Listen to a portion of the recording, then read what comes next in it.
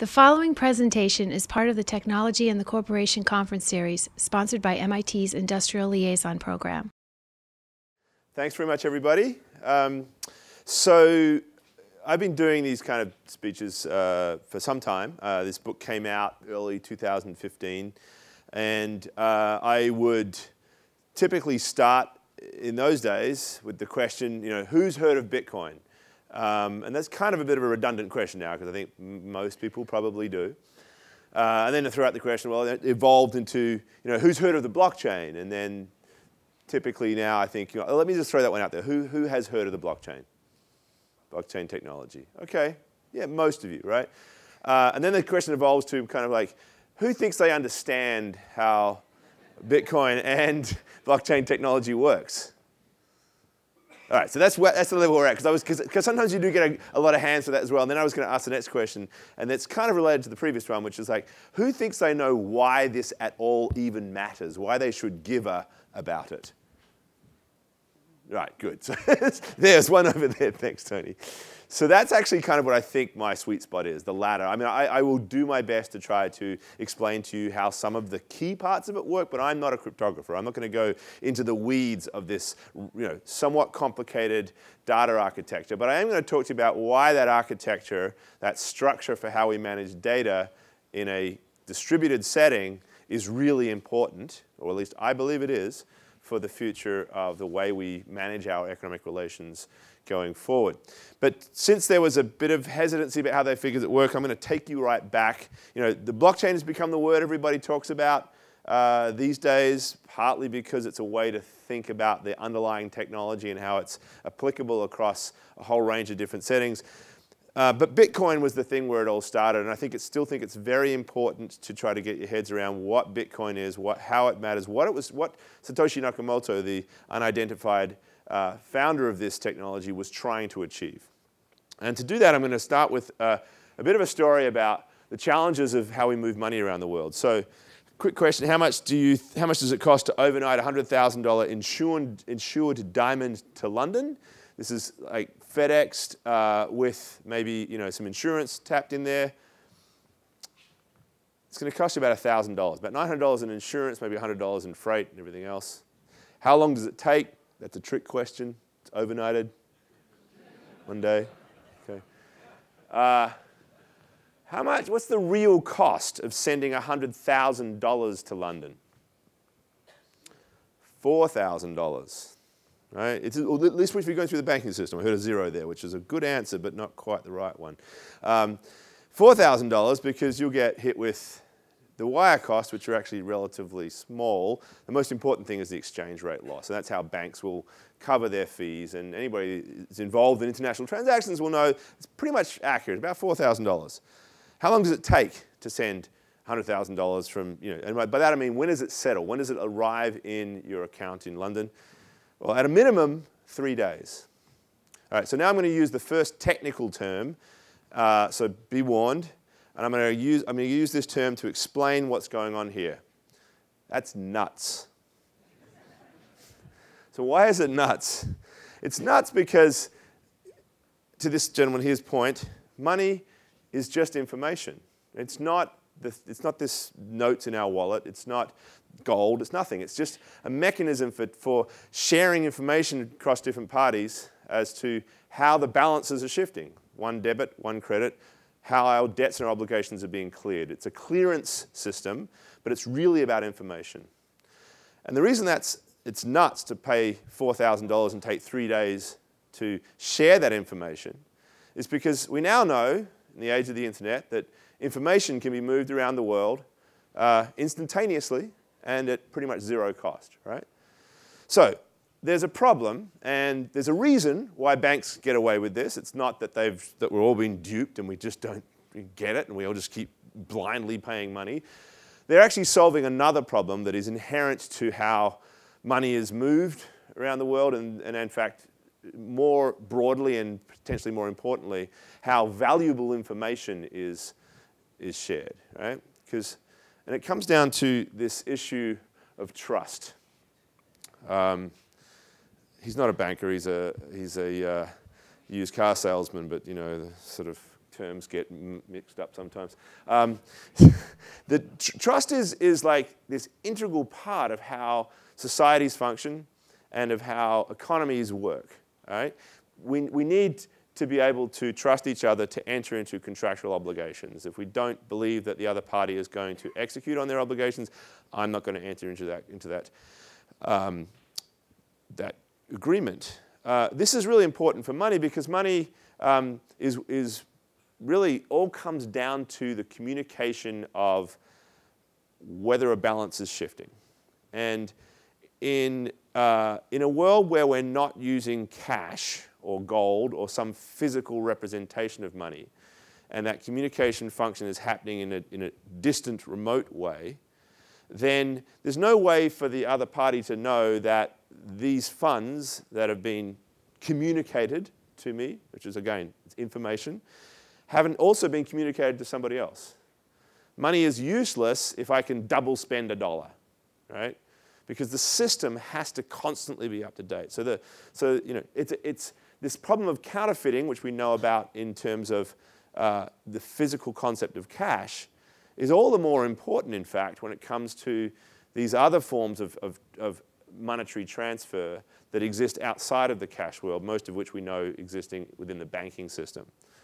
And this was obviously a problem for a long time because the only way to communicate transfers of value was through this physical cash, and I wasn't going to have, how was I going to, if I lived in Venice or I lived in London and I wanted to pay somebody in Venice for the goods they were sending me, how would I transfer that value when I'm remotely detached from the person I'm interacting with?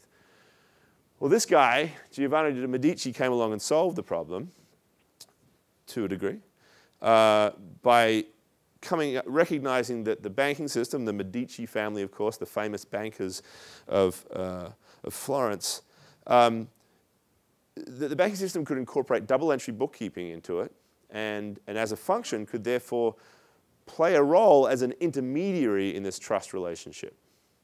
So now, rather than just being distributors of credit and intermediaries that would manage loans to people, they were effectively in the payment system, because the ledgers that were being managed in this central double entry system by the Medici Bank was able to keep track of debits and credits on either side, and in effect become a payment intermediary. They were taking on the trust liability themselves.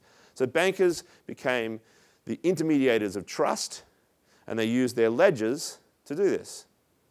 And this worked really pretty well, actually. I mean, it's been, without that, we wouldn't have had the Renaissance. We wouldn't have had the Industrial Revolution. We wouldn't have had the modern world. Banking, for all of its flaws, is, potentially the most important, one of the most important inventions of all time, because we are now able to move money to share this valuable information around the world in a much more efficient way. All right? But of course, it came with problems. And the key problem is that this notion, he who controls the ledger has all the power. The concentration of informational power inside a bank has become this perennial problem, right? We've had financial crises over and over again. Lehman Brothers is best thought of in my mind as a breakdown of the ledger keeping role. They managed the ledger. We didn't have a good picture on how clear and open and where the balances lay. It was a centralized problem. And this is the fundamental problem of the banking system, in that we trust these entities in the middle to manage it. And we have just reams and reams of regulation and all sorts of constructed structures to make sure that this crucially important role is carried out in a way that doesn't harm the rest of us. And that just adds more and more and more cost to the system, which brings us to our $4,000 in 3 days to send money from London to New York to London. But in the internet era, we really should be able to solve this, because we have, as I said before, this capacity to move information virtually instantaneously at virtually zero cost. So how might we move money across the internet? How might we make that communication? Well, it comes down to this idea of the double spend problem I talked about. How do I make sure that the funds haven't been used more than once? Now, right now, this is my mother, who's become a bit of a little pop star because I put her in this presentation I make all the time. She lives in Perth, where I'm from, if you didn't guess the accent. It's not a Boston accent, although interestingly, I think they do have comparisons. We all say car in the same way. If I was to go to a Boston bank, if I had to send money to my mother right now, I'd go through this kind of laborious process. And this is a function of that system I was describing. And this is actually a rather simplified version. There's actually a lot more players. But there's a Boston bank, there's a correspondent bank that intermediates between the two. The funds are debited and credited across. Eventually, it gets credited to a Perth bank, and then that gets credited to my mother. You have SWIFT in the middle, which manages the messaging system, and then there's a charge that will typically go into foreign exchange brokers. So that's the current system. But if we talk about the internet, and I wanted to send money to my mother that way, how do I know that I'm not also sending it to my friend Francis here? And it's not that Francis, by the way, is the bad guy. I would be the bad guy in this, just so you know. I'm the one that's doing the double spending. I don't send counterfeit money to the Vatican very often. Well, the solution, once we think about how to manage this system without an intermediary, this is the key point. Let me just go back to that slide. The intermediary in some respects is the computer, right? There's no bank sitting in the middle of this transaction between me and my mother. So nobody's sort of recognizing the ledger. Who or what is going to maintain the ledger? Who is going to keep track of the balances to make sure that I'm not sending money to Pope Francis that he wasn't supposed to get? And this is the solution that Satoshi Nakamoto, the unidentified inventor of Bitcoin, came up with. It was to say, we have this decentralized network of computers, and all of them are going to be collectively managing a ledger that they share. It's not a single ledger, it's multiple versions of the same ledger. And they are periodically updating that ledger and coming to an agreement on how that ledger should be updated. All right? So there has to be a consensus agreement on what the truth is. And that's what's going on here. And there's this mechanism that's built into Bitcoin that does a number of things. One of the things it does is it gets all the computers on this periodic basis to come together and agree that this latest batch of transactions they call a block, which is the word blockchain, where the word blockchain comes from. The block of transactions is accurate, and then they can attach that to the ledger. Everybody agrees to pick up that new version, and it goes to the next set of blocks. This happens every 10 minutes. The other thing it does is build into the system a kind of like a checking model. So to be allowed to participate in this decentralized system, and anybody can do it, but if you want to do so, you don't get it authorized by an entity, because that would mean you're once again relying on a central entity to make decisions. And we're trying to get away from this idea of the Medicis or the Lehman Brothers or any central authority running the system. But to be allowed to participate in this system, you algorithmically have to go through a computation process. So each computer is busy doing what is actually a pointless exercise. It's just a puzzle. But it's a cryptographic puzzle, and it uses up energy. It uses up power, and it uses up resources, obviously, of your hard drive. And that's expensive. So if I wanted to replicate myself, if I want to create multiple versions of Michael Casey secretly, which we can do because the internet allows us to, you just heard about fake news, I think, in that previous meeting, right? I mean, this notion of being able to create a fake identity is an inherent part of the internet, rightly or wrongly. But in this model, I could do that, but every time I created a new identity, I'd have to do extra computation. I'd have to conduct this, what they call proof of work puzzle, and go through this process, and that would be a burden on my capacity to effectively lie. Right? So this is a checking mechanism on the ability to distort the consensus, and it's what really keeps everybody honest. And what's remarkable about that is it's kind of like, if you think about it, the first real case of being able to in a computer-driven way, grapple with the tragedy of the commons problem. Everybody is acting in their own self-interest, but resolving a public problem. And that's the genius of it. But actually, well, first of all, this is just to graphically show that I'm not sending. As a result of that, basically, everybody's come to an agreement that the funds I sent to my mother have now is the accurate record that needs to be accounted. If I was to go ahead and try to use those same funds, the system wouldn't let me because every participant in that system is able to check the ledger. It's a permanent, traceable, and transparent ledger that everybody can see. But what we've come to realize is that architecture, or at least aspects of that architecture, the far more complex than what I just described system that Bitcoin is, has a host of different applications. Because as I said before, we're talking about how we manage valuable information in a kind of a shared environment across entities who might not trust each other. And when you think about that, there's all sorts of environments. In fact, it's a kind of an integral problem about how we go about our economic management that goes beyond just whether or not I'm going to be sending money to my mother or not.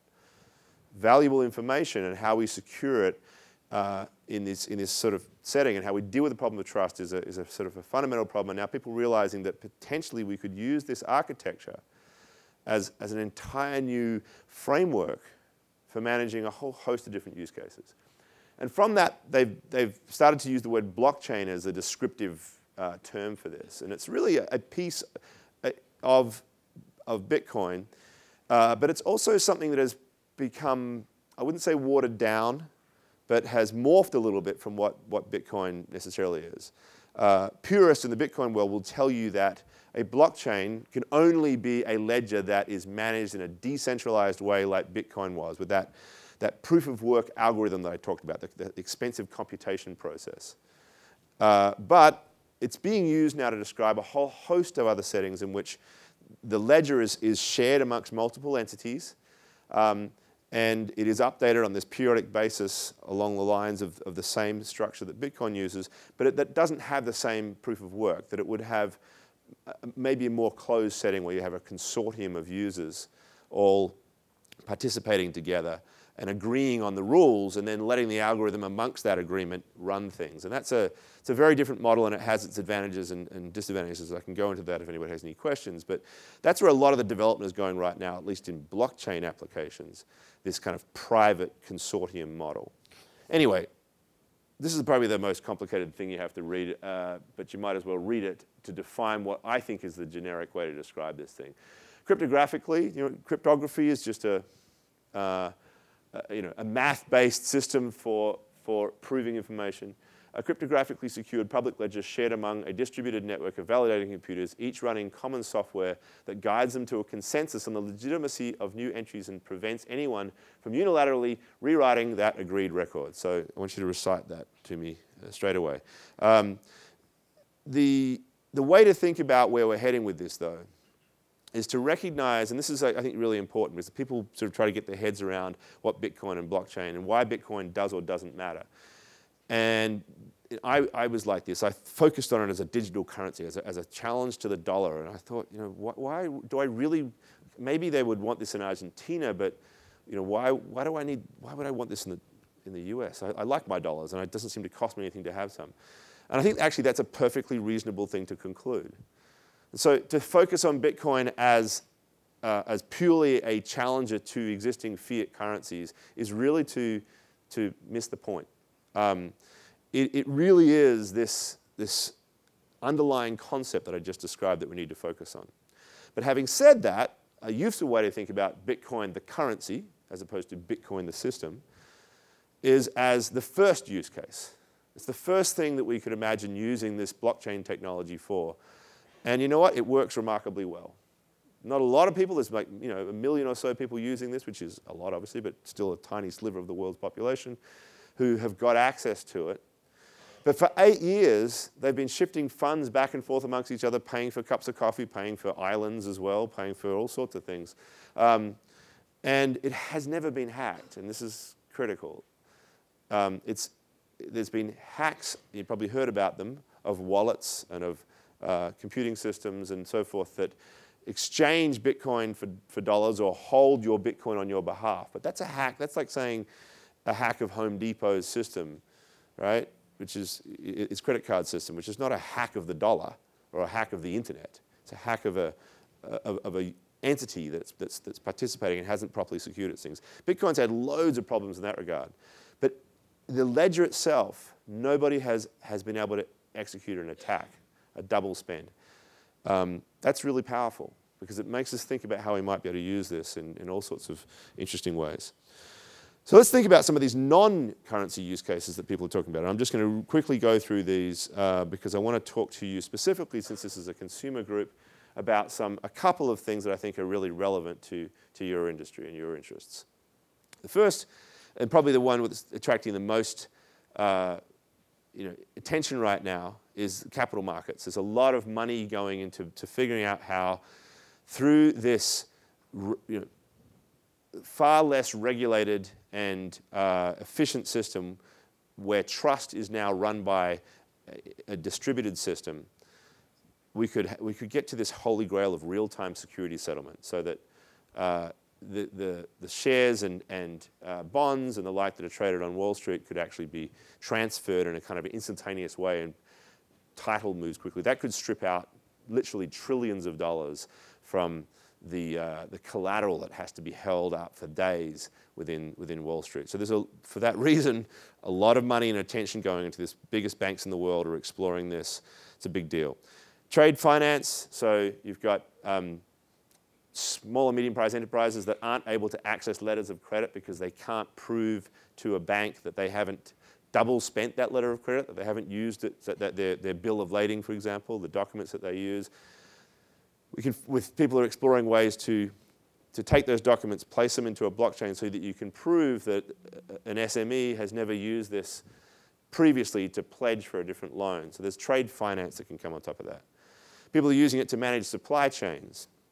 So how do I keep track of the goods that are moving down a line where there's all these different parties to that agreement, all the suppliers and their own users and customers and vendors, and the idea that we might be able to track goods and payments as they move down there in a way that everybody can agree is fair and accurate is quite liberating in a whole range of levels. And I'm going to talk about a particular use case that would be relevant from the customer perspective a little later. Identity is a really powerful concept. It's a big nut to crack.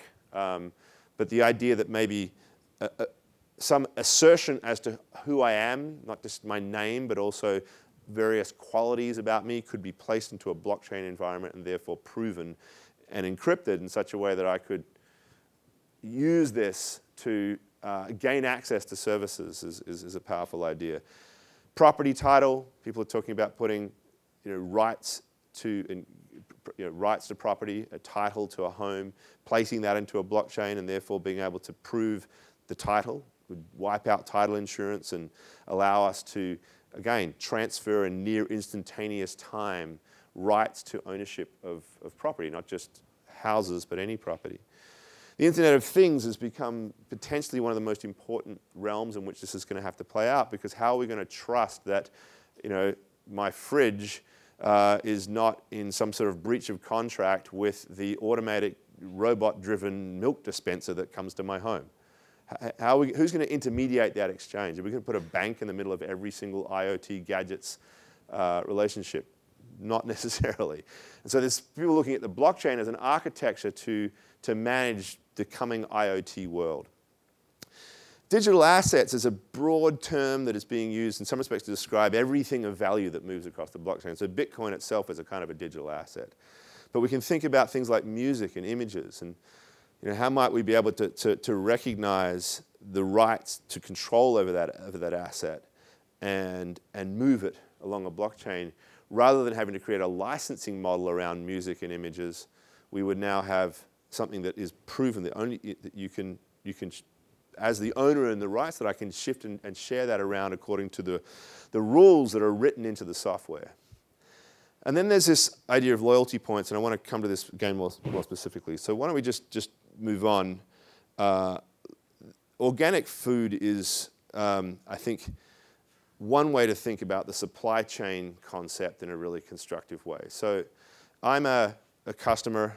I obviously am looking at a label. I want to make sure that the food I've got is organic, or maybe it's fair trade or something like that. And this is very important to me as a customer. But how really can we prove in something as complex as the global supply system that that these goods, this produce is managed in such a way that it's very clear? Now, it may require that we have high-tech management of soil and all sorts of things. And by the way, that technology is coming along, and some of it's here in the Media Lab. But it's also about the permissions of people who are working along the chain, and whether they are authorized or not to participate in this, and where their goods are coming from. So this idea that we can track, in the same way that we can track the transfer of title or the transfer of Bitcoin, the idea that we could create a supply chain of participants where everybody trusts the system to keep track of goods allows us potentially to define the provenance of where those goods are coming from. So there's actually a number of startups working. There's one called Provenance that's specifically focused on this problem of organic food. There's also a company called Everledger that's trying to prove the provenance of diamonds to ensure that they haven't passed through blood diamond sort of settings, and they're not they don't have their roots in some sort of totalitarian regime. So this is, I think, one that's of great importance to customers. I think this is, if I think about much of what I talk about in terms of the blockchain's applications, tends to focus on back office solutions. But when I try to think about ways in which this is going to matter to customers, I think this is one of the key ones, because it ultimately comes down to the need to satisfy a certain demand at retail end. I talked about identity. I think this is going to be critical. Right now, I have to give up all this information about myself if I want to go into a bar, for example. I don't. This happened many years ago, and some of you might be a bit younger. But back in the day, of course, you get asked to show your ID, and you hand over a your driver's license, and it'll show your name, your address, your eye colors, your height in some places. Obviously your birth date, a whole lot of information, all sorts of notorious stories about bouncers doing a photocopy under the table and then using that to go after young girls that would come in.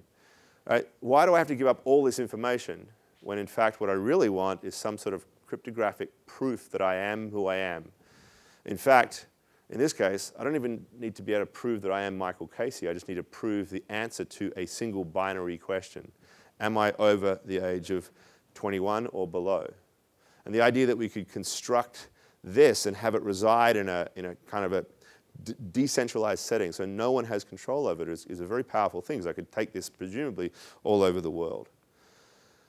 And then there's this other idea that I think is a really interesting one, and it sort of speaks directly to consumer uses, right? So Starbucks Rewards, I think, is as close to a branded currency as now exists, right? I think something like, I don't know if it's 30%, but a very large number of Starbucks purchases are now done with these reward points.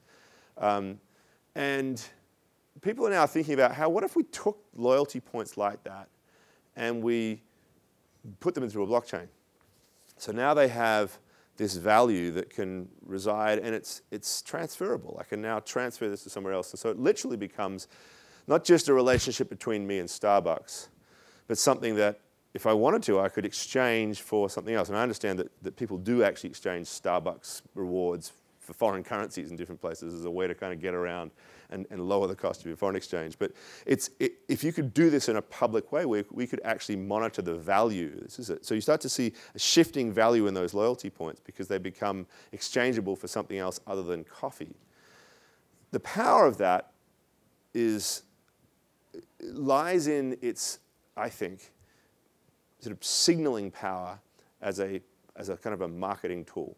So the idea that my value to my customers, the customers I care about, could now be determined by a fluctuating price around a token that exists in this setting is extremely powerful.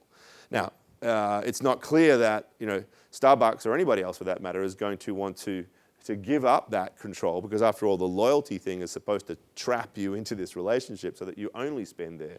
Why would I want to give the power for an individual to take those points and convert them into something else? Well, the answer just may be because you have no choice. Because what I find really interesting about this moment is that as we start to see creative innovation around this, and we are seeing a number of different loyalty-driven programs, smaller startups are going to want to get into this space and do something similar. So that, at some point, if that becomes a demand for customers, they really want to have this fungibility, this ability to move back and forth, the big guys are also potentially going to have to go along as well. So these are all totally nascent ideas. This is by no means something that is concrete and working in a big way, but there's a lot of research going into this space. Deloitte, who is a partner of ours at the Digital Currency Initiative, has put out some pretty decent research, and I encourage you to look it up, on loyalty points and how they might function in a blockchain environment. So I'm going to leave you to take some questions in a moment, but with this image, just to give a sense of why this matters, I threw that question out at the beginning, and that's a rendering of the destruction of the Library of Alexandria. And I use this to say that our records, the record of history, has traditionally been vulnerable and to fire, or probably just as more importantly, to the idea that the incoming regime, whether it's a new set of C-suite managers of the company, or sort of more alarmingly, a new regime in a government setting, have traditionally kind of redone the records, right? Wiped them clean to start again. Pol Pot talked about the year zero when he set up his regime in Cambodia and called it Kampuchea. The idea that we could actually have our records reside in this permanent immutable setting, in this distributed system that nobody can change, and that's the key point, an immutable system, is an incredibly powerful idea. So I just want to leave you with that to sort of give a sense of why this matters. The blockchain is a long way to go to be something that can be, I think, really constructively making a huge difference, but there's an enormous amount of work going into it, and this is the kind of concept that we are grappling with. Whether we get there or not, we'll have to see. All right, so... we have a few questions. Yep. I read them from here, or do I... Yeah, I can read them, or... I can take a look here. Right. Let's go with the first one, breakdown scenarios. Rightio. So what could be the breakdown scenarios in blockchain beyond hacking or someone unlocking of the cryptography algorithms, i.e. a black swan event? Right, good question. So I'm actually going to say that it is kind of the word hack, although I'm going to use hack in a much broader sense, and therefore I'm being true to the question. The fundamental problem that we're trying to resolve is, how do I protect the ledger from somebody destroying it? How do I truly keep it immutable? And the reason why we create this decentralized architecture is because I'm worried that the owner of the ledger, Lehman Brothers, Medici, whoever it is, could manipulate it, either intentionally or unintentionally, through human error, whatever it is. So how do I stop that from happening? That's why I create the decentralized system.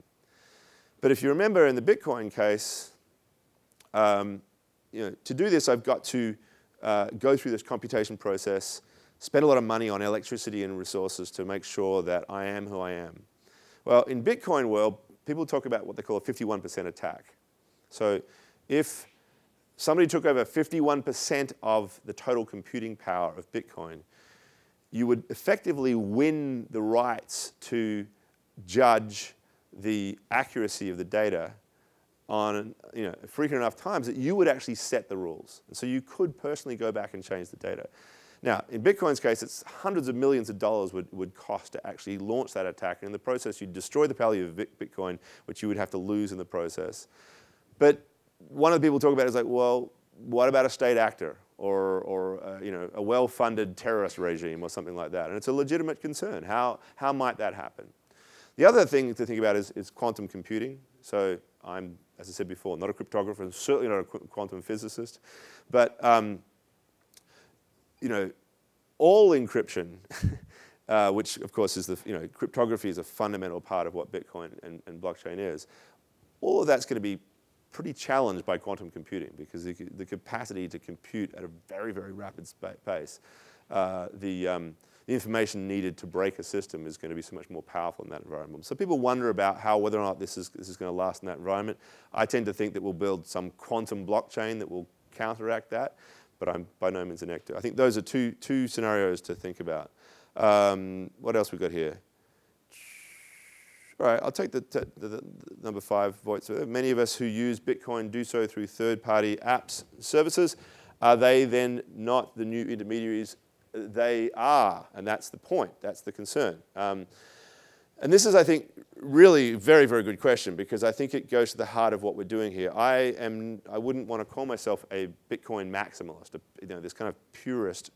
I think, in fact, you could even argue that if I did hold my own Bitcoin, so to this point where it's not a third party, I'm owning it myself, I'm still trusting Apple or Microsoft or whatever I am interfacing with Bitcoin with to be a trustworthy system. And so maybe I now rely on Intel's secure computing module to protect my capacity to act. Either way, there's an intermediary of some sort. There's always, I would argue, an intermediary. So the idea that we can create this pure environment in the internet where I am completely in control is a myth. That said, I think we make these decisions through life all the time. We're always sort of choosing who we trust and we don't, and therefore, and I think if Bitcoin were to be used on a mass scale, we're going to have intermediaries because it's so complicated for people to sort of figure out how to remember their keys and use them. We're going to have key managers who operate on people's behalves. But the thing is, in an informed environment, I can still feel comfortable with that. I personally can because I can if I know and I have a transparency around the process, and I might have a multi-sig arrangement where I can commit one password or private key, as we call them, and combine that with the private key of my custodian, and together, only when those two keys come together can the transfer be made. That gives me a certain amount of power because it means that the custodian can't actually execute on my behalf independently of my interaction. And so there's various things we can do to build these kind of zones of trust that allow us then to move into what we might call a trustless environment, which is the ledger itself. I actually think that we're going to come to a world where the blockchain will become this basis for managing the ledger, the record of transactions, and that, in fact, those who bring trusted value to the information that's being input into the system are going to have a huge opportunity. So a trusted government or a trusted port that signs off on when the goods are moving through the blockchain supply chain may in fact become really powerful in this environment because I'm going to trust their information, and then when it's in the system, then it will work. And so I think that bottom line is yes, they are trusted intermediaries. I don't think we have any way around that. I also think, though, that that's a huge opportunity for us to work on these things. There's another one here. Given that blockchain makes consensus-driven decisions, how do you ensure that the entities making these decisions aren't biased? In a private blockchain, parties could collude to lie about provenance. That's absolutely correct as well. I think in some respects the answer I just gave previously is related to this. I don't know that we get away from the fact that we construct relationships of trust. Right? It's just that we are thinking differently about that. I think that one of the things that's interesting about this private blockchain idea, and this is what I said before about the Bitcoin purist structure, which is a very decentralized model. Anybody can become in as a validator of the network. Anybody can be there to prove the ledger. A private blockchain, you know all the parties to that. And so the purist will say, we've just gone back to square one because the consortium that runs that show could easily be taken over. Collusion could emerge amongst the groups and we could destroy it. And that's a perfectly valid thing to say. But at the same time, that model is an opportunity that didn't exist before this conversation happened. And so, you know, we have these structures already. We have these existing alliances and consortia. And with all this other technology attached to it, I think we can give so much more confidence to how those consortia work together. So in a very theoretical sense, yes, there is that risk. And it may be a reason why we should ultimately push towards the most decentralized structure as possible.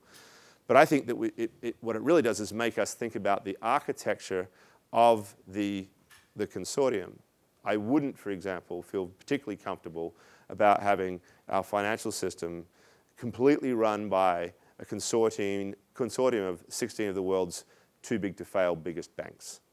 Because now they've got, you know, a vested interest in managing this information in a way that might not be in the interest of everybody. But if we created a consortium that had all these competing parties into it, so there are asset managers, there are insurance firms, there are exchanges, there were government agencies, but there were some banks as well, and maybe some, you know, customer representative bodies, and everybody was collectively contributing to the computing power here in a way that really would be difficult or unusual for them to collude given the competing interests that they all have.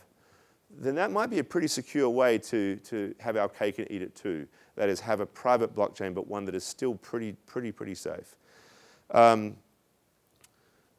are the entities, computers, and the distributed network determined? Well, this is rather dictated by whether it's the private model that I just talked about or the decentralized one. You really don't need to, you don't identify. This is the powerful thing about Bitcoin. You're not really identifying any of them. I mean, there are ways for us to track ISP addresses, and this all gets done to figure out where the miners, as they're called, are. Many of them happen to be in China, by the way. But we really don't know who they are or what they are, but that's the whole point. We're not supposed to. This is supposed to be a way for anybody to contribute computing power without having to prove anything about themselves. And that sounds scary and crazy, but is made possible because of this proof of work. We know that, and we've known this for 8 years, nobody's been able to hack Bitcoin because these unidentified miners, as crooked as they might be, some of them may well be the biggest rogues in the world, have got, you know, they just can't spend enough money to take over the system, and that's the key point. So that's the public system, the decentralized model, into the private system. It would be, I would identify them. I would be the consortium owner of this network, and I would decide that, yes, these banks and these insurance companies and everything else, they're all part of an agreement. We would sign an articles of association, some agreement on how we'd work. So that isn't that different from what we're already doing. The radical one is this Bitcoin model. So I hope that's clear. I think we're out of time. Thanks, Tony.